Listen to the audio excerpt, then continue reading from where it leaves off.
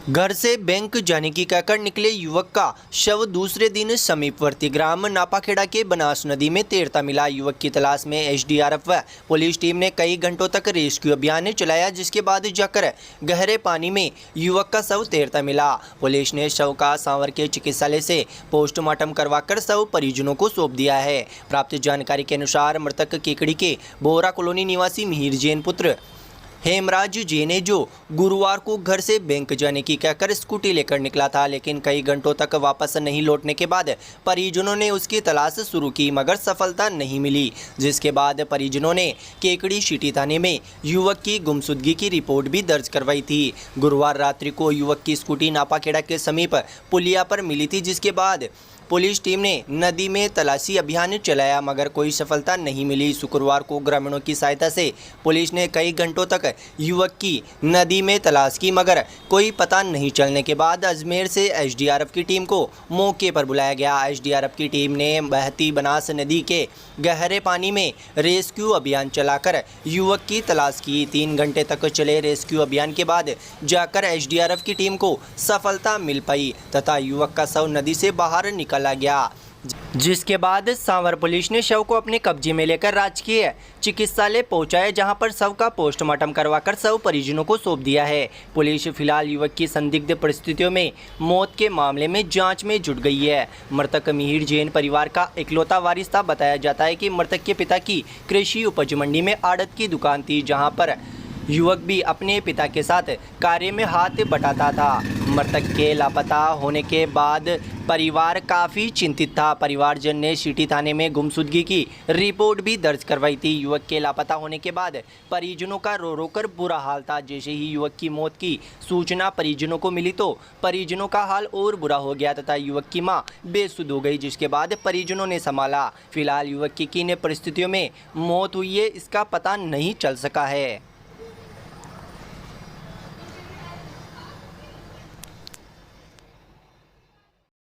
कल दिनांक 8/9/2022 को पुलिस थाना केकड़ी सिटी पर मिहिर जैन सनोप हेमराज जैन निवासी केकड़ी की गुमशुदगी दर्ज हुई थी।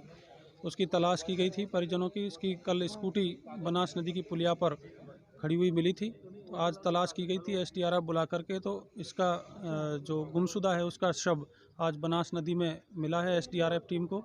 इसके शव को सीएचसी सावर लेके आया गया है और इसका मृतक का पोस्टमार्टम करने की कार्रवाई की जा रही है।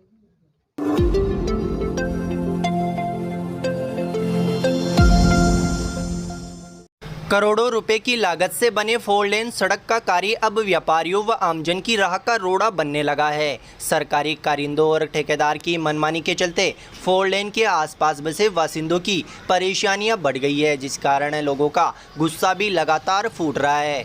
दरअसल यहां अजमेर कोटा मार्ग पर इन दिनों सड़क विस्तार के तहत नए डिवाइडर निर्माण का कार्य प्रगति पर है, मगर सरकारी कारिंदों व ठेकेदार की मनमानी के चलते एक लेन से दूसरी लेन में जाने के लिए पूर्व निर्धारित रोड क्रॉसिंग को मनमाने तरीके से बंद कर दिया गया है, जिससे सड़क के दोनों ओर बसी कॉलोनी वासियों व दुकानदारों का आपस में संपर्क ही कट गया, जिस कारण लोगों में निर्माण कार्य को लेकर आक्रोश व्याप्त हो गया। लापरवाही की हद यहां तक पहुंच गई कि शमशान स्थल के लिए जाने के लिए भी रोड क्रॉसिंग नहीं रखी गई है। कॉलोनी वासियों व दुकानदारों ने शुक्रवार को उपखंड अधिकारी को मामले से अवगत कराते हुए ज्ञापन सौंपा तथा डिवाइडर के बीच रोड क्रॉसिंग के रास्ते पूर्व के अनुसार ही वापस स्थापित किए जाने की मांग की, जिससे आमजन को परेशानियों का सामना नहीं करना पड़े। अजमेर सेंट्रल कोऑपरेटिव बैंक के अध्यक्ष मदन गोपाल चौधरी के नेतृत्व में सौंपे गए ज्ञापन में लोगों ने बताया कि वर्तमान में केकड़ी शहर के मध्य से रोड निर्माण कार्य चालू है। इस रोड में पूर्व में लगभग 21 वर्षों से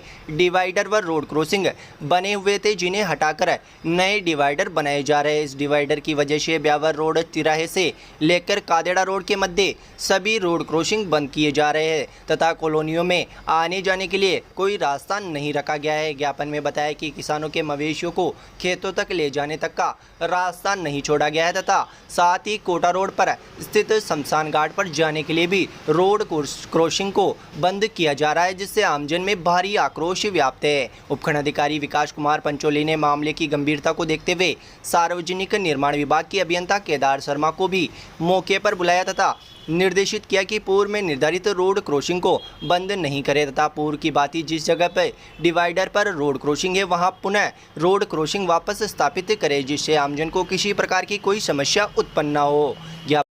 ज्ञापन सौंपने आए लोगों की इस दौरान प्रशासनिक अधिकारियों से तीखी नोकझोंक भी हो गई। ज्ञापन सौंपने के दौरान नेता प्रतिपक्ष राजेंद्र चौधरी, गिरधारी चौधरी, धनराज जाट, राधे पटेल, रणजीत मीणा, लव पाराशर, परमेश्वर करीवाल, दशरथ रामपाल, महेंद्र, मनीष शिवराज आदि मौजूद रहे। इधर कोटा रोड पर निर्माणाधीन डिवाइडर को गुरुवार रात्रि को अज्ञात व्यक्ति ने तोड़कर क्षतिग्रस्त कर दिया, जिसके बाद क्षतिग्रस्त डिवाइडर का निर्माण पुलिस पहरे के बीच करवाया गया। डिवाइडर के तोड़ने की शिकायत के बाद सार्वजनिक निर्माण विभाग ने ठेकेदार की सूचना पर पुलिस को मामले से अवगत कराया तथा 2 पुलिसकर्मियों को डिवाइडर के निर्माण के दौरान कोटा रोड पर भेजकर पुलिस पहरे के बीच डिवाइडर का निर्माण का कार्य चालू करवाया गया। दिया है, कौन सी मांगे शामिल थी और क्या आश्वासन दिया गया प्रशासन द्वारा? जो स्टेट हाईवे है कोटा अजमेर वाला, इसमें ब्यावर रोड चौराहे से लेकर भेरू गेट तक जो डिवाइडर वगैरह बढ़ाए जा रहे हैं, उनमें सारे क्रॉसिंग पूर्व में 20 वर्ष पूर्व से बने हुए थे, उन सबको बंद किया जा रहा था। इस रोड पे सारे व्यापारिक प्रतिष्ठान है, लोगों की दुकानें वगैरह बनी हुई है और साथ ही किसानी लोग हैं जो अपने खेतों पे जाते हैं, उनके मवेशी लाते हैं। तो ब्यावर रोड से कादेड़ा रोड तक इन्होंने एक भी रोड क्रॉसिंग नहीं दिया। उसके विरोध में इस रास्ते पर जो भी बिजनेसमैन थे और निवासी थे, उन्होंने आकर के उपखंड अधिकारी महोदय को एक ज्ञापन प्रस्तुत किया। उन्होंने एक्सीएन साहब को बुला करके PWD वाले से सारी इसकी ड्राइंग समझाई और यह आपस में वार्ता से तय हुआ कि पूर्व में जो डिवाइडर इसमें बने हुए थे रोड क्रॉसिंग के, उन सबको यथावत चालू रखेंगे।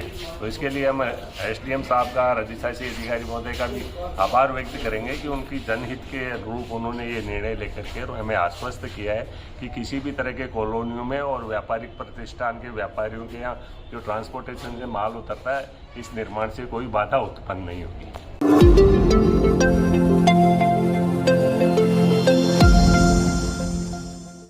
गणेश महोत्सव को लेकर शुक्रवार को शहर के मुख्य मार्गों पर गणेश प्रतिमाओं का जुलूस निकाला गया।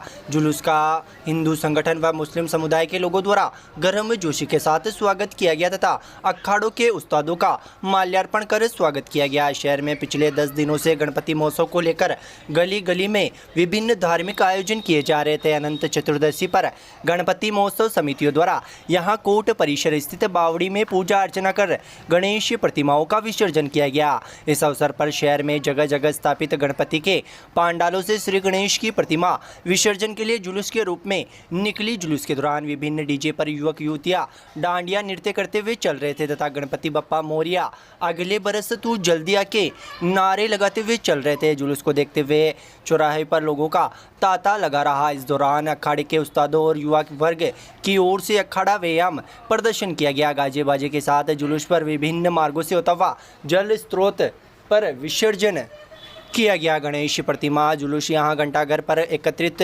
हुए, जिसके बाद सामूहिक जुलूस निकाला गया जो सदर बाजार, गणेश मंदिर, पटवार भवन, Khidki gate, Manak Chowk, Loda Chowk, Surajpol gate, Regar Mohalla, Bheru gate, Sarsadi gate, bus stand होते हुए कचहरी परिसर बावड़ी में विसर्जन किया गया। जुलूस के दौरान लोगों द्वारा जगह जगह पुष्प वर्षा की गई तथा शीतल पेयजल व अल्पाहार वितरण भी किया गया। जुलूस के दौरान पुलिस के जवान भी तैनात रहे।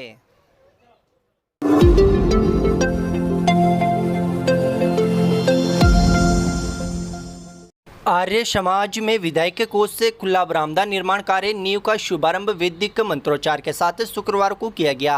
आर्य समाज मंत्री अशोक आर्य ने बताया कि राजस्थान सरकार के पूर्व चिकित्सा मंत्री व गुजरात कांग्रेस प्रभारी डॉक्टर रघु शर्मा की अभिशंसा से आर्य समाज में खुला बरामदा निर्माण के लिए 10 लाख रुपए स्वीकृत किए गए थे। निर्माण कार्य का शुभारंभ आर्य समाज केकड़ी के संरक्षक व राजस्थान युवा कांग्रेस के वरिष्ठ उपाध्यक्ष सागर शर्मा के मुख्य आतिथ्य, नगरपालिका के अध्यक्ष कमलेश साहू के अति विशिष्ट आतिथ्य, आर्य समाज प्रधान रतन पवार की अध्यक्षता व समाज के पूर्व प्रधान छोटूलाल कुमावत, मूलचंद महावर, वीर सिंह अलूदिया, नगरपालिका के पार्षद उषा जैन सज्जन बोयत के विशिष्ट आतिथ्य में संपन्न हुआ। भूमि व नींव का पूजन मंत्री अशोक आर्य व गुरुकुल खानपुर के आचार्य जनक आर्य द्वारा वैदिक मंत्रोच्चार के साथ करवाया गया। रतन पवार ने बताया कि नींव के अंदर ऋग्वेद की भाष्य भूमिका पुस्तक व ऋषि ग्रंथ रखे गए। कार्यक्रम में पूर्व पार्षद चेतन रेगर, मोहनलाल रेगर, रितेश जैन, आर्यवीर दल के अधिष्ठाता सत्यनारायण सोनी, तेजमल पवार, उप प्रधान गोपाल शर्मा, वंदना लूदिया, हवन व्यवस्थापक यज्ञ मुनि, शंभू सिंह चौहान, बजरंग शिगलीकर, हेमराज नायक, चिरंजीलाल स्वर्णकार, मुकेश कुमावत, अर्जुन सिंह ठेकेदार, रामलाल कटारिया, रामलखन मुख्तियार आदि मौजूद रहे। कार्यक्रम में अतिथियों का माल्यार्पण व साफा बंधवाकर व साल उड़ाकर स्वागत किया गया। कार्यक्रम का संचालन सत्यनारायण सोनी द्वारा किया गया।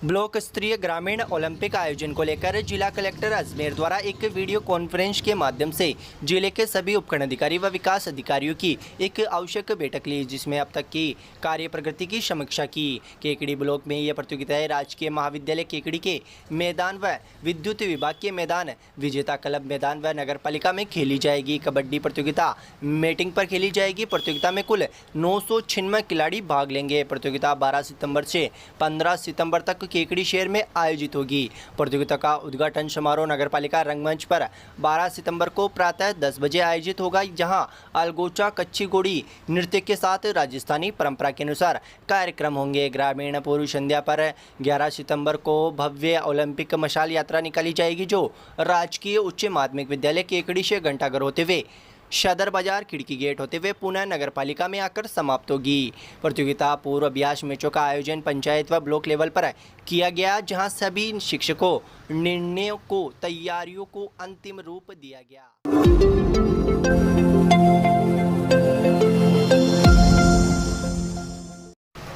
गुरुवार को घोषित नीट परीक्षा परिणाम में केकड़ी के होनार व प्रतिभाशाली स्टूडेंट अमान रंगरेज पुत्र असलम रंगरेज ने ऑल इंडिया में 2235वीं रैंक हासिल कर केकड़ी का मान बढ़ाया है। कुल 720 अंक में से 665 अंक अर्जित कर अमान ने ये सफलता प्राप्त की। और विशेष बात यह रही कि नीट परीक्षा के लिए अमान ने किसी प्रकार की कोई कोचिंग नहीं की, घर पर ही ऑनलाइन क्लासेज के माध्यम से तैयारी की और अपने प्रथम प्रयास में ही सफलता हासिल की। अमान शुरू से ही प्रतिभाशाली बालक रहे। उनकी इस सफलता पर Muslim educational welfare society Kekri के सदर गफ्फार देशवाली के नेतृत्व में पदाधिकारियों व सदस्य ने उनका भव्य स्वागत किया तथा उनकी हौसला अफजाई की। इस अवसर पर समाज, परिवार सहित शहरवासियों ने खुशी व्यक्त की व दिल्ली मुबारकबाद पेश की।